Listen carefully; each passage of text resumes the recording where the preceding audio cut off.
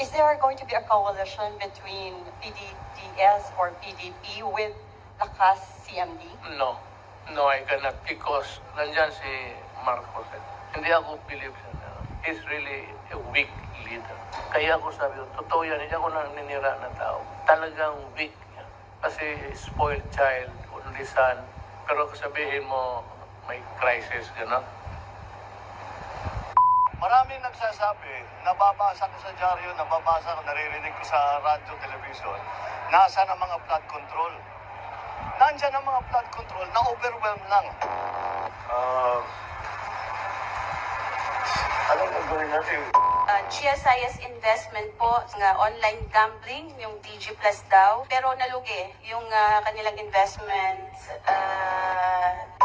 Isa po ba ito sa mga factor kung bakit No. may apprehension ang government? No. Nothing. I didn't even know about that. Hindi ko alam na may ganun yung GSIS. Parang proud ka pa, Mr. President, na di mo alam? Sino mo dadaan yung bagyo? We have to change our thinking and say, look, this is the way it's going to be as far as we know for the rest, for many decades to come. Is a